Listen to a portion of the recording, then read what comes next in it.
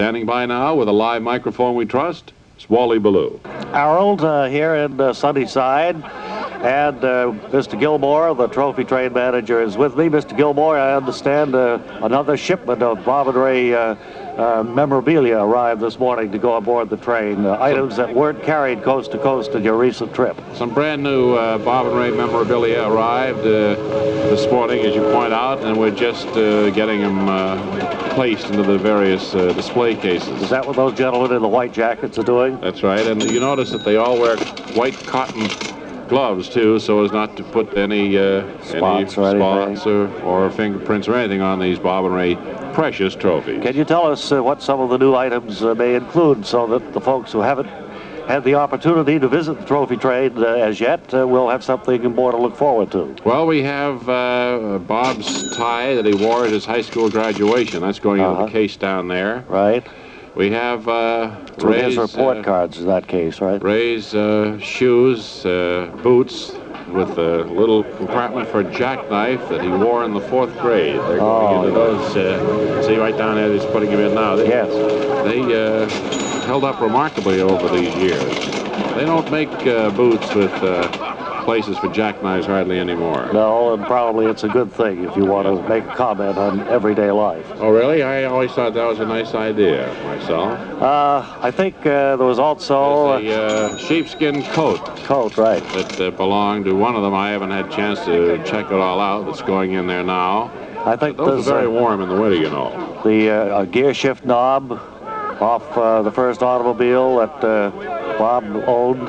Is that so? I think so, yeah. I haven't had a chance to go through. I just had the inventory handed to me. I beg your pardon? It's marble.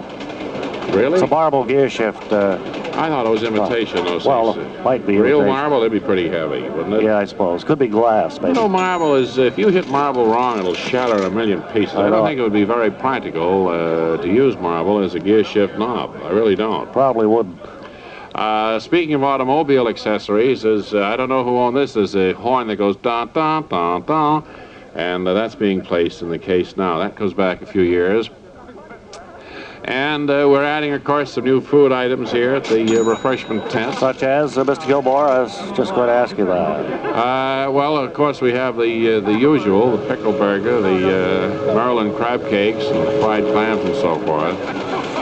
Today, we're adding grilled cheese and tomato sandwiches. Of course, that isn't anything really unusual. I don't think you can expect a run on that, although it's a steady favorite. Standard, of course it is. It is standard, but it's a steady favorite. Clear across the country. We haven't had a chance to have those before. Right. And we are offering for other people who are probably watching their diet, dried toast.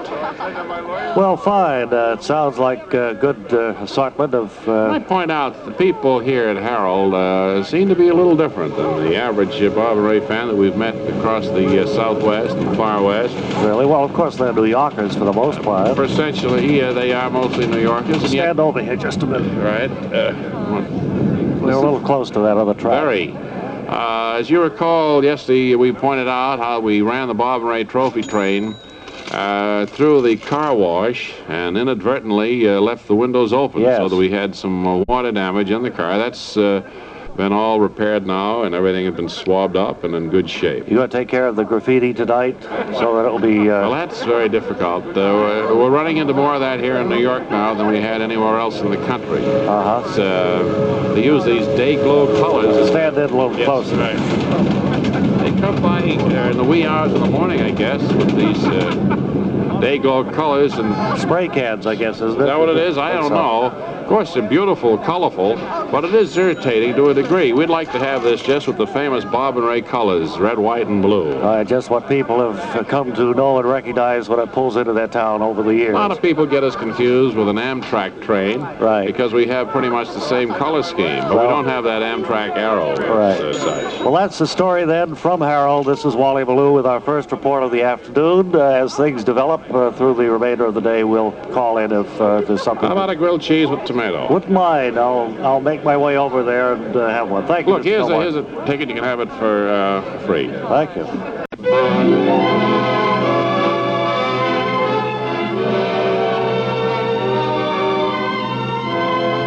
Next, Mary Backstage, noble wife.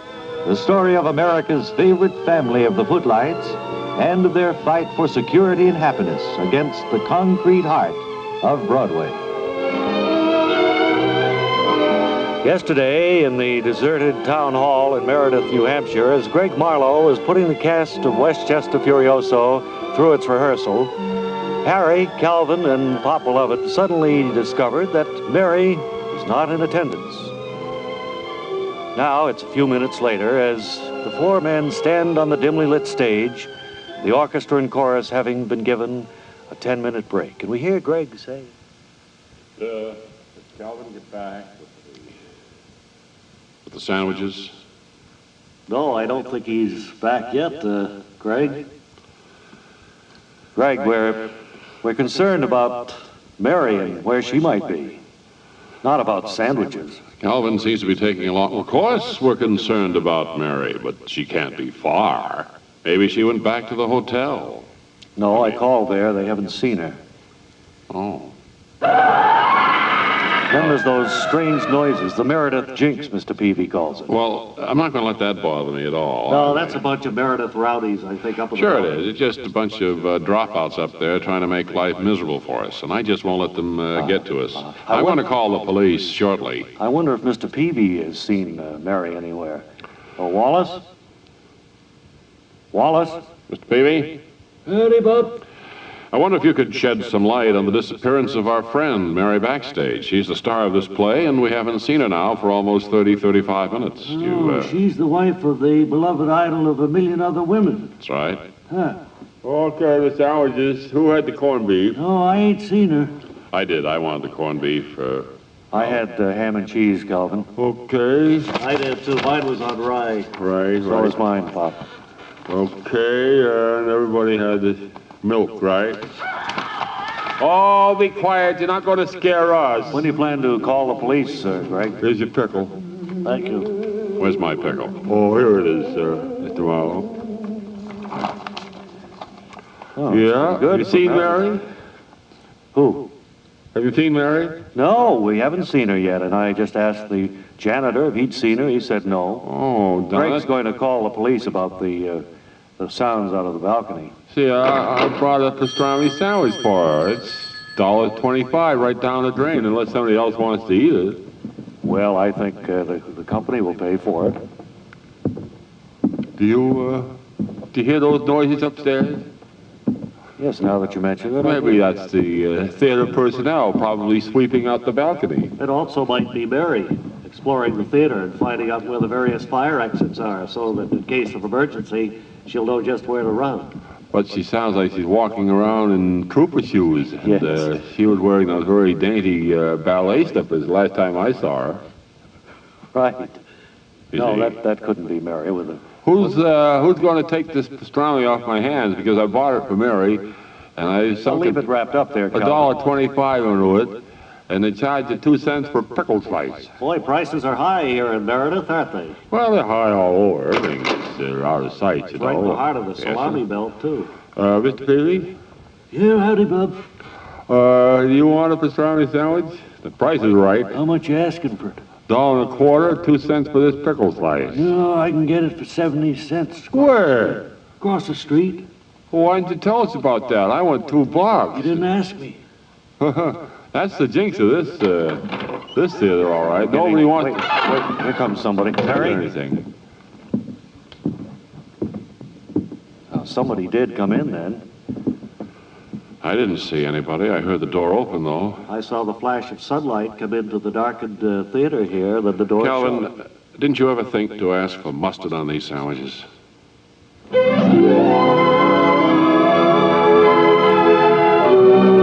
And so the mystery deepens as to Mary's whereabouts.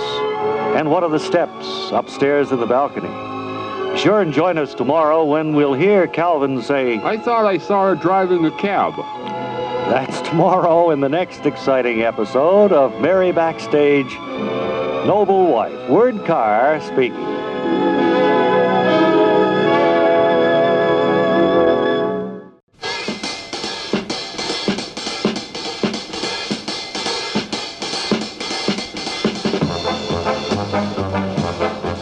And now Jungle Haven, the last roadside zoo still operating on Interstate 5 with real raccoons, invites you to join us for more thrilling action in the life of Blimmix.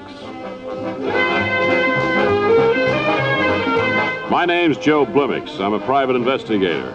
The other night, I was working late at the office when I got a call from a gorgeous blonde I'd met the evening before. She wanted to know if she could drop by for a drink. I suspected she had information about the Whitford case, so I told her to come on over. I was just putting on my smoking jacket and chilling the champagne when I heard a knock on the door. So I did the only thing I could. I said, "Come in." Are you Joe Blimmix?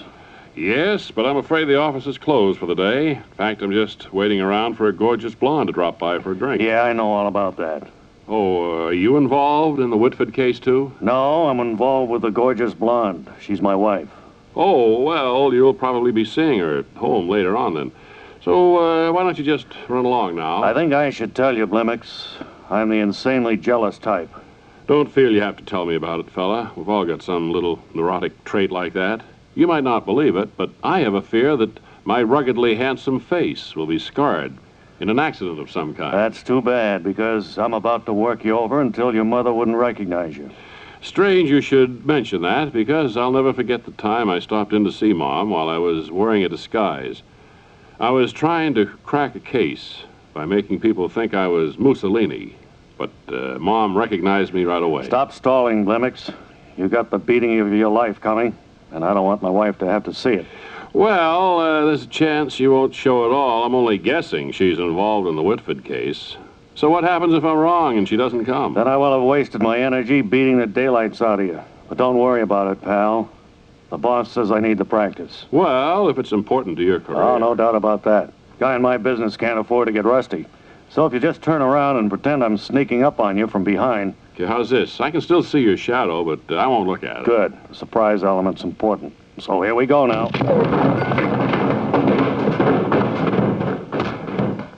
There.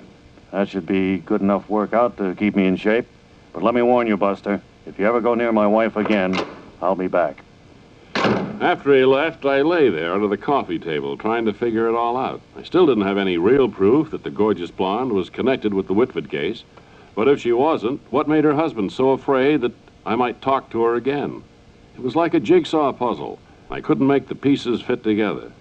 So I just marked the case closed and stuck it away in my files. The files of Joe Blimmix, private investigator.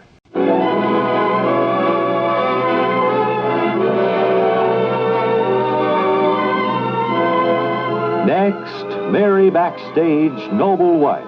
The story of America's favorite family of the Footlights and their fight for security and happiness against the concrete heart of Broadway. In the midst of rehearsals for the opening of Westchester Furioso in Meredith, New Hampshire, Harry, Pop, and Calvin, along with Greg Marlowe, discovered that Mary seemed to be missing. Now, as rehearsals come to a halt, we see our friends on the stage at the town hall, and we hear Greg saying... All right, I guess that should do it for today. I think we can all go back to the hotel. I think I'll take a run downtown and report to the police that these spooks here are interrupting our rehearsal at the theater, and also report that Mary's missing. Well, I thought maybe I'd grab a cab and drive around town. Maybe I'd spot her someplace. Well, I'll go along with you, Harry. Well, I will, too. I don't want to go back to the hotel. No, I don't. I'm full of the old vim and vigor. Well, its town isn't too big. We should be able to... Yeah. What a beautiful day. Don't see any cabs, do you? Well, you have to wait a while. Hey, cab, you. He sees us. Okay, Greg, you're going back to the police department. I'll see you later. All right. So long, guys. Okay, cabby, how do you... Okay, let's get in. Why not? Let's open the door here and get into this cab. There we are. Huh? Where to? Why, we just want to cruise around town, ma'am, and we're looking for my wife. Look. What? Look at the cab driver. I didn't get a look at his face when we got in. Where to, boys? Well, we just want to drive around town for a bit, Gabby, so we can have a chance to find my wife, maybe, if she's walking around somewhere. Well, that could be pretty expensive if you just want me to ride around town with you. Hey, Harry. That old meter will run up like nobody's business. What is it, Bob? You notice anything familiar about that boy? Tell you what I'll do. I'll take you run out. No, I don't believe so. I'll go out this way. Then I'll cut back by the river road. All right. And then we'll go over across the railroad tracks into the factory area. And hey, Harry. What? Keep your eyes peeled for whoever you're looking for. Heard that voice somewhere before? No, as I said, I can't place it, Pop. How about you, Calvin? Well, from here it looks like Mary, but that's silly, right? Like Mary? Yeah. Driving a taxi cab? Driver, you a native of Meredith here?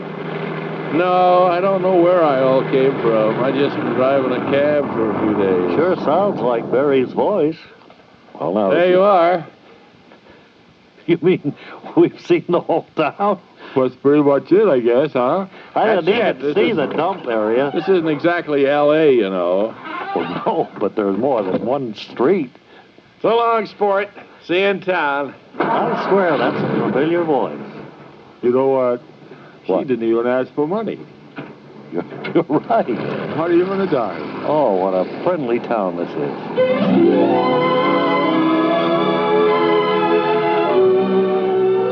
And so the search will go on for Mary, although Calvin seems to feel that the cab driver was indeed Mary Backstayge. Be sure and join us tomorrow when we'll hear Greg say, "Oh, that must be a lot of hogwash." That's tomorrow in the next exciting episode of Mary Backstayge, Noble Wife. Word Carr speaking. And right now, it's our Geriatric Corner feature that attempts to create better understanding between employers and some of our senior citizens. Employers who do well to hire some of these people. Isn't that right, Mr. Elmer Garvist? It was right during the days of the Cleveland Gold Rush, too. Yes, sir. Cleveland? Yes, not too many people know about that. And did you know that silver was once discovered in Philadelphia? No, I didn't. And, sir, I think maybe I could respectfully ask first just what is your age? Well, I'm a bit vain about that. Let's just say that I'm over 98 and under 120. Well, you must have been around when Lincoln was alive. Oh, that guy. Well, we won't go into that. Better not. I could go on for days about him. All right. Well, Mr. Garvist, to what do you attribute your reaching the age of 98 or over? Work.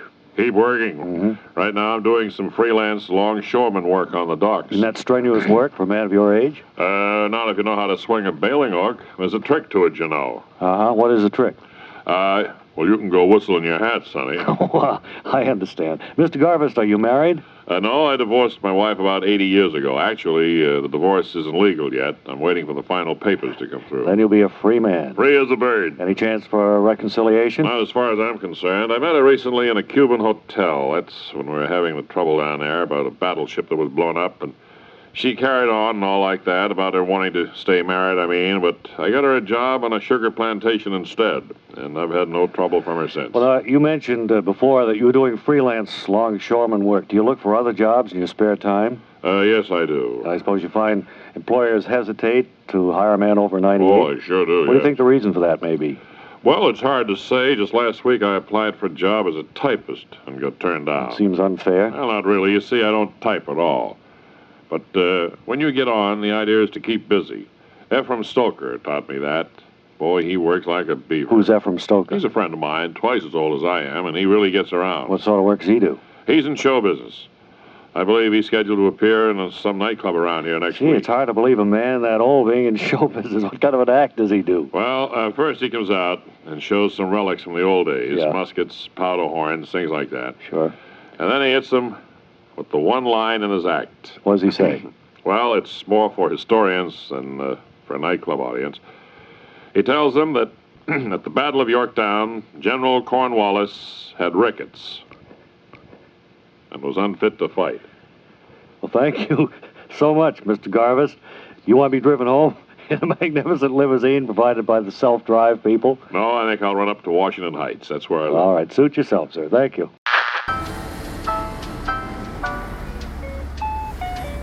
Close in 5 minutes.